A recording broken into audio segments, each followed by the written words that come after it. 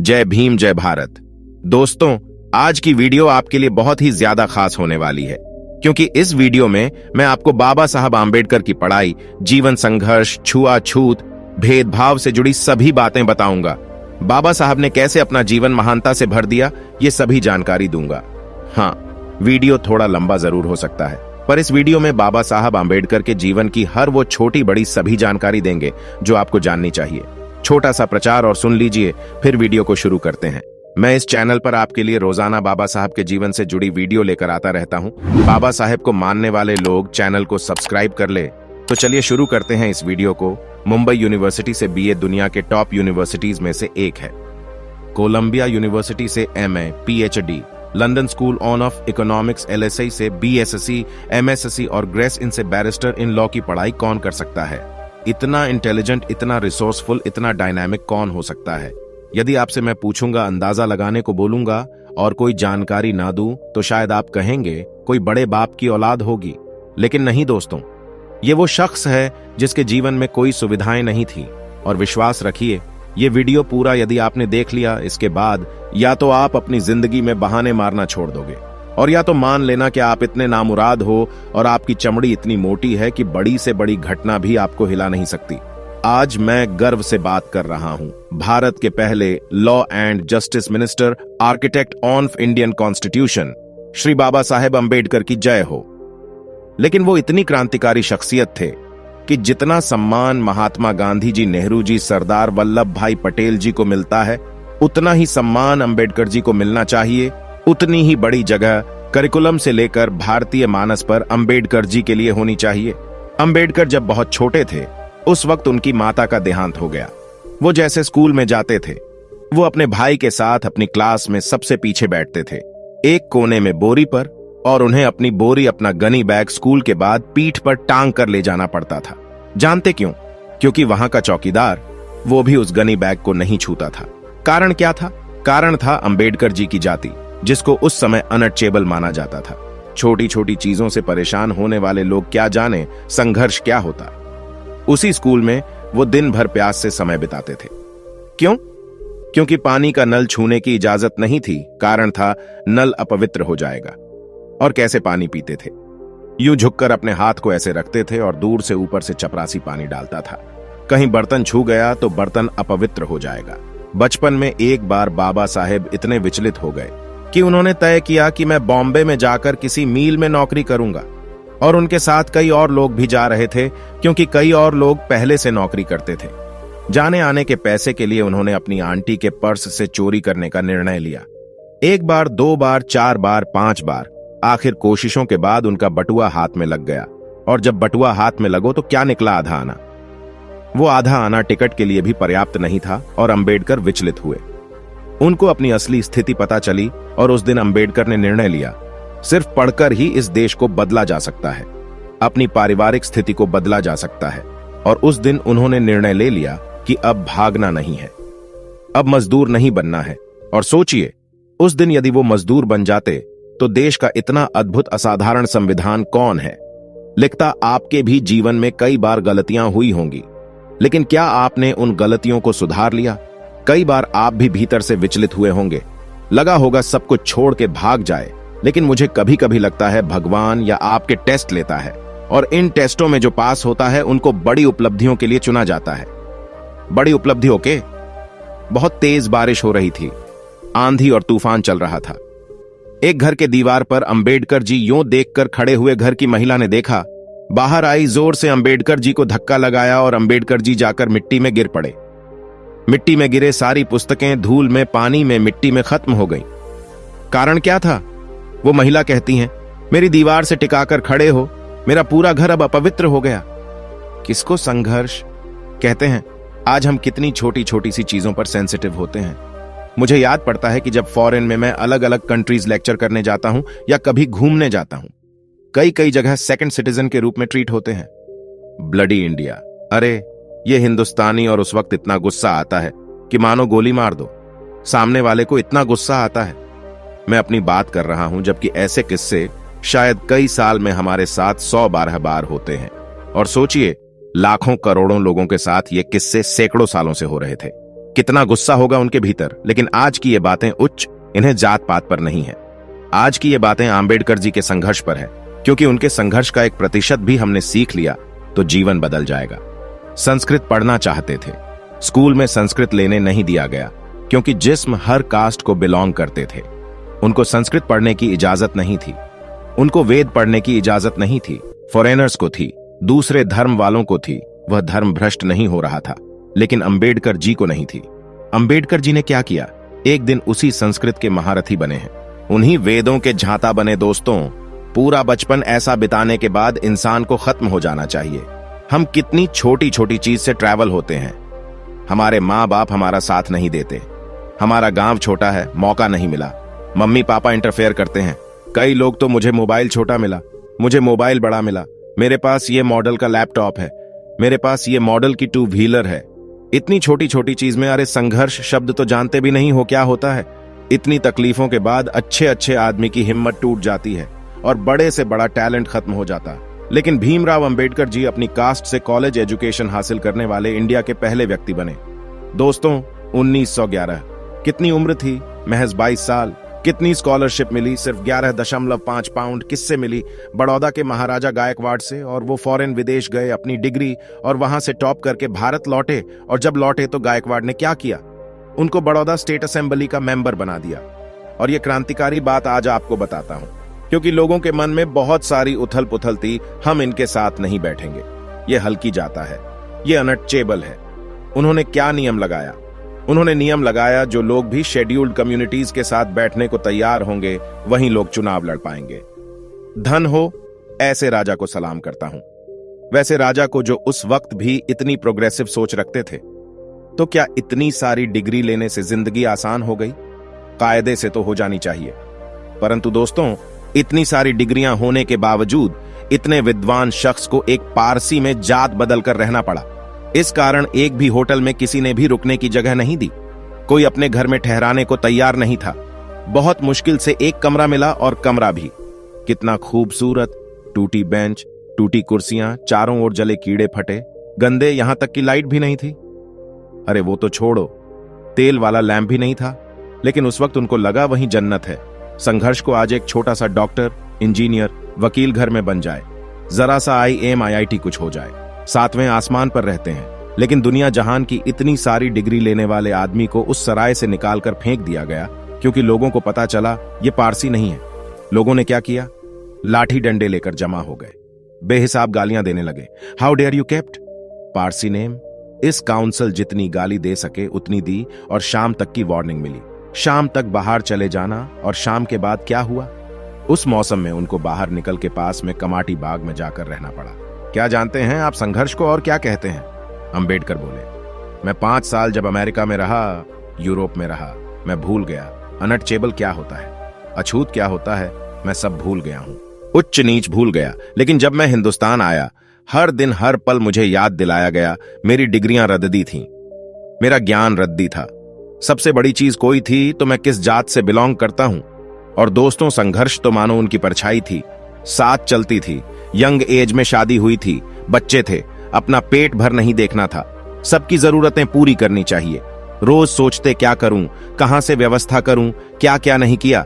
छोटा सा बिजनेस शुरू किया, लेकिन जैसे ही क्लाइंट को यह पता चला वो अनटचेबल है, सबने वहां जाना छोड़ दिया और वो बिजनेस बंद हो गया। अंत में 1980 में बाबा साहब को लगा अब जिंदगी बेहतर हो जाएगी, कारण मुंबई में फेमस सिडनेम कॉलेज में उनको प्रोफेसर का जॉब मिल गई। लेकिन वहां क्या हुआ? पढ़े लिखे अनपढ़ गवार आज ये शब्द कहते हुए मुझे कोई अफसोस नहीं है कि डिग्रियां महज कागज है, वो और मैच्योरिटी नहीं लाती। वहां के पढ़े लिखे अनपढ़ गवार कुछ प्रोफेसर्स ने उनके साथ पानी का जग शेयर करने को मना कर दिया, कॉमन वाटर्स और शेयर करने को मना कर दिया। और दोस्तों, यहां अंबेडकर के भीतर लावा फूट पड़ा और अंत में उन्होंने लीगल प्रोफेशन अपनाया। दोस्तों, जो महत्व महात्मा गांधी के जीवन में दांडी यात्रा का है, वहीं बाबा साहेब के जीवन में महाड़ सत्याग्रह है। भाई, ये घटना जरा गहराई से समझते हैं। 1923 में बॉम्बे लेजिस्लेटिव काउंसिल ने एक प्रस्ताव पारित किया। प्रस्ताव क्या था कि कोई भी अनटचेबल या कोई भी व्यक्ति किसी भी public funded water body से पानी पी सकता है, वो कोई कुआं हो, कोई नालो, चाहे कोई भी व्यवस्था हो। 1924 में महाड़ सत्याग्रह के प्रस्ताव को स्वीकार किया। लेकिन क्या सच्चाई में स्वीकार हुआ? नहीं, वह सिर्फ पेपर पे स्वीकार हुआ। और 21 मार्च को एक ऐसी घटना हुई जिससे बाबा साहब दलितों के मसीहा बन गए। एक चवदार टैंक नाम का टैंक था, और जो भी डिप्रेस्ड क्लास का व्यक्ति उस टैंक का पानी पीता, उसके हाथ पैर तोड़ दिए जाते हैं। 2500 डिप्रेस्ड क्लास के लोगों को लेकर बाबा साहब निकल पड़े, इतिहास रच रहे हैं। वहां पहुंचने के बाद उन्होंने वहां से पानी पिया। सोचा एक बड़ा काम हो गया, लेकिन जब यह बात ऊंची जाति को पता चली, हाहाकार मच गया। 2 घंटे के भीतर पंडाल में सैकड़ों लोग थे। बेदम पीटा गया, हाथ पैर तोड़ दिए गए, और इसके बाद क्या किया गया? उस टैंक के शुद्धिकरण के लिए सामने बैठकर हवन किया गया, मानो पता नहीं उस टैंक को किसने हाथ लगा दिया। इतना डिस्गस्टिंग, इतना खराब इंसिडेंस था ये बाबा साहब के लिए कि उस दिन उन्होंने इस पूरी व्यवस्था को बदलने का निर्णय ले लिया। एक क्षण के लिए मेरे साथ आंख बंद कीजिए और कल्पना कीजिए कि किसी जगह से महज अपने पानी पिया है, उस वजह से आपके और आपके परिवार के हाथ पैर तोड़ दिया जाए और आपको गांव से बाहर निकाल दिया जाए। ये हमारे देश में ही होता था। हमारे देश गांधी जी और अंबेडकर को लेकर लोगों के दिमाग में खूब सारी गलत धारणाएं, बहुत से लोग ये मानते हैं। दोनों एक दूसरे के विरोधी थे और दोनों की पटती नहीं थी। ऐसा नहीं था। दोनों स्वतंत्र विचारों वाले शख्सियत है, और जहां विचार मेल नहीं खाते थे वहां जंग के टकराते थे, और जहां विचार सही मेल खाते थे वहां गले मिलते थे। दोनों का एक किस्सा बताऊंगा। 1932 की बात है। ब्रिटिश सरकार ने डिप्रेस्ड क्लासेस के लिए सेपरेट इलेक्टोरेट बनाने का निर्णय लिया। बहुत ध्यान से सुनना, लैंडमार्क इंसिडेंट्स। उसके बाद क्या हुआ? अंबेडकर खुश, सालों की मुराद पूरी हो रही थी, लेकिन दूसरी ओर गांधी जी है। गांधी जी को लगा कि इससे हिंदू उसका विभाजन हो जाएगा। गांधी जी ने येरवड़ा सेंट्रल जेल से आमरण अनशन शुरू कर दिया। हम भीड़ करके ऊपर दबाव बढ़ने लगा। जैसे जैसे दिन बढ़ते वैसे वैसे दबाव बढ़ता। बहुत दबाव के बाद एक दिन अंबेडकर जी गांधी जी से मिलने पहुंचे। जब दोनों की बात शुरू हुई तो क्या कहते हैं बाबा साहेब? वो कहते हैं, कांग्रेस का सदस्य बनने के लिए खादी पहनना जरूरी नहीं होना चाहिए। इसकी जगह यह जरूरी होना चाहिए कि छुआछूत ना मानने वाला इंसान ही सदस्य बन सकता है। बाबा साहब गांधी जी से वह विवादास्पद डायलॉग कहते हैं जिसको लोग गलत गलत तरीके से इंटरप्रेट करते हैं।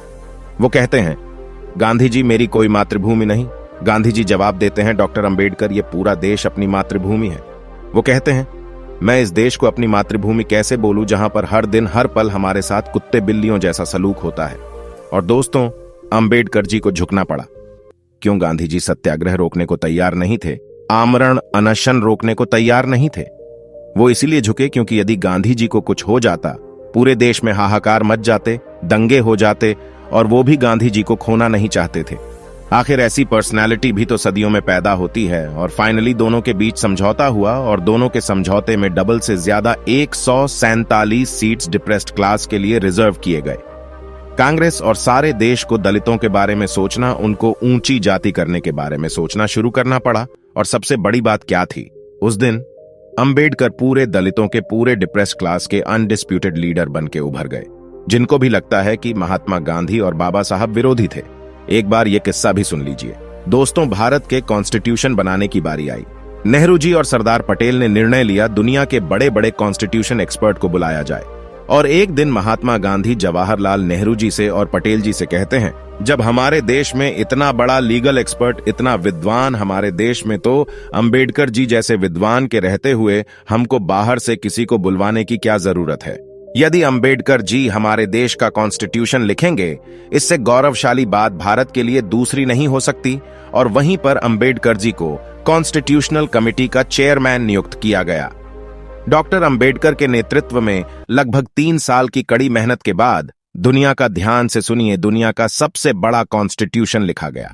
448 आर्टिकल्स, 12 स्केड्यूल्स, 616 सिग्नेचर, और जाने कितने दिनों की असेंबली के बाद हमारे हाथ में वो कॉन्स्टिट्यूशन आया जो आज हमको सुपर पावरफुल बनाता है, आज हमको राइट्स देता है। और वो भी कैसे कैसे? Right, freedom on off speech, freedom on off religion, और एक बड़ी चीज पता है, राइट टू वोट। ये प्रोग्रेसिव कॉन्स्टिट्यूशन था। कारण क्या था? दुनिया में उस वक्त बहुत सारे देश में महिलाओं को वोट देने की अनुमति नहीं थी, और भारत को देखकर दुनिया के बहुत सारे कॉन्स्टिट्यूशन ने चेंजेस किए। और इसीलिए बाबा साहेब भीमराव अंबेडकर को कहते हैं the father of Indian constitution. 1942 में वायसराय की काउंसिल में बाबा साहब को सदस्य बनाया गया, और जितनी भी लेबर है हिंदुस्तान की, मैं कह रहा हूं आप सबको रोज अंबेडकर जी को सलाम करना चाहिए, क्योंकि उन्होंने क्या किया। 12 घंटे, 14 घंटे, 15 घंटे की जो ड्यूटी थी उसको घटाकर कानूनी रूप से 8 घंटे किया। यदि आज आपको डियरनेस अलाउंस मिल रहा है तो वो बाबा साहब की देन है। यदि आज आप एम्प्लॉय स्टेट इंश्योरेंस ले पा रहे हैं, ESI, वो बाबा साहब की देन है। यदि आपको ट्रेनिंग या लर्निंग अलाउंस मिल रहा है तो वो बाबा साहब की देन है। इनको पता था यदि डिप्रेस्ड क्लासेस का उत्थान करना है तो लॉन्ग टर्म में ये रिजर्वेशन से नहीं होगा। इसलिए उन्होंने उस वक्त क्या किया, बहिष्कृत हितकारिणी सभा बनाई। और इस सभा का मूल उद्देश्य क्या था? लोगों की पढ़ने में मदद करना, उनको पढ़ने के अवसर दिलाना, पढ़ने के लिए प्रोत्साहित करना, ताकि कल ये सब शिक्षित हो, अवेयर हो और अपनी जगह खुद बनाया है। डिप्रेस्ड क्लास की आवाज दब न जाए, इसके लिए उन्होंने कोई हथियार का सहारा नहीं लिया। उन्होंने हथियार की जगह अखबार का सहारा लिया और एक के बाद एक कई अखबार और पीरियोडिकल निकाले, क्योंकि वो यहां पर वार करना चाहते थे और यहां पर वार करना चाहते थे। वो सोच को बदलना चाहते थे। क्या मैं डॉक्टर उज्जवल पाटनी रिजर्वेशन का पक्षधर हूं? यदि आप मुझे आज की डेट में पूछेंगे, मैं नहीं, मैं ये चाहता हूं कोई भी कास्ट हो, कोई भी कीड़े हो, कोई भी रिलीजन, कोई भी भाषा हो, हर व्यक्ति को सरकार इतना पढ़ने का अधिकार दें, इतनी सुविधाएं दें। प्राइमरी में, मिडिल में, हाई में की कॉम्पिटिटिव एग्जाम्स में वो मेरिट की बदौलत जाए और उसके बाद वो बड़े बड़े पदों तक पहुंचे, क्योंकि तब उनको अपने ऊपर बेकार होगा। लेकिन एक बड़ा सवाल यहां यह भी खड़ा होता है, क्या उस वक्त जरूरत थी? दोस्तों, जब मैं घटनाओं को खुद पढ़ रहा हूं, उनको महसूस कर रहा हूं, उस पीड़ा को महसूस कर रहा हूं, मुझे लगता है हां, उस वक्त इसकी जरूरत थी। और आज आपसे भी कहना चाहता हूं, कल्पना करके देखिए, अपनी जाति से, अपने रंग से, अपनी भाषा से, अपनी बोली से बाहर आकर कल्पना करके देखिए, क्योंकि बाबा साहब कहते थे। दोस्तों, बाबा साहब को जब यह लगा कि मेरी अपनी कास्ट में यह छुआछूत, ऊंच नीच खत्म नहीं होगी, बहुत गहरे तक जमी हुई है, तो उन्होंने एक दिन निर्णय लिया कि मैं अपना धर्म, रिलीजन बदलूंगा, धर्म चेंज करूंगा। जैसे ही पता चला, हाहाकार मच गया। सबने समझाने की कोशिश की। पूरे देश के बड़े नेता टूट पड़े, पार्टियां टूट पड़ी, लेकिन बाबा साहब अटल रहे। दूसरे सारे धर्मों के लोग एक एक करके आने लगे। बाबा साहब से सब कहते हैं, हमारे यहां शामिल हो जाइए, हम आपके लिए ये करेंगे, हमारे यहां शामिल हो जाइए, हम आपको बराबरी का अधिकार देंगे। बाबा साहब कम नहीं थे, वो हर धर्म के थे। वो ऐसे ऐसे सवाल पूछते कि सामने वाले छोटा सा मुंह लेकर चले जाते हैं। लेकिन बाबा साहब के मन में कुछ और था। बचपन से वो गौतम बुद्ध से प्रभावित सारे लिटरेचर पढ़ते थे। उनको यह यकीन था कि यह सबसे ज्यादा रीजनेबल रिलीजन, जिसमें सबसे ज्यादा इक्वालिटी और समानता है। और आखिर एक दिन उन्होंने बौद्ध धर्म अपनाने का निर्णय ले लिया। अक्टूबर 1956 लाखों लोग पैदल से पहले गाड़ियों से चलने लगे। नागपुर की ओर और इतिहास रचा जा रहा था। लगभग 5 लाख लोगों ने बाबा साहब के नेतृत्व में एक साथ बौद्ध धर्म के सारा संसार इस घटना का साक्षी बना दिल थाम कर देखता रहा। उसके 6 हफ्तों बाद इस महान क्रांतिकारी की, इस महान विचारक की मृत्यु हो गई, निधन हो गया। लेकिन ऐसे लोग मरते कहां हैं? ऐसे लोग तो अमर हो जाते हैं। इनको कौन खत्म कर सकता है? इनकी सोच को कौन खत्म कर सकता है? और इसीलिए एक और, वो भी अपनी जगह क्रांतिकारी थे, ओशो। वो क्या कहते हैं बाबा साहब के बारे में? 5000 सालों में ध्यान से सुनना, 5000 सालों में बाबा साहब जितना इंटेलिजेंट व्यक्ति हिंदुस्तान में पैदा नहीं हुआ। ये ओशो की राय थी। दोस्तों, बाबा साहब की ये बातें देखने के बाद निश्चित रूप से मुझे यकीन है आपको अपने संघर्ष बौने लगने लगे होंगे। आपको लगा होगा कि मेरे जीवन में तो कोई तकलीफ ही नहीं है, और यदि इस बातें ने भी आपको प्रभावित नहीं किया तो आपका कोई कुछ नहीं कर सकता। और आज मैं सारे दोस्तों से कहना चाहता हूं, 1% भी जात पात, ऊंच नीच, रंग, भाषा, बोली, यहां तक हीन भावना की आग दिखे तो जला दीजिए, निकालकर फेंक दीजिए, और सिर्फ एक शब्द रहना चाहिए, एक शब्द, भारतीय, भारतीय और भारतीय।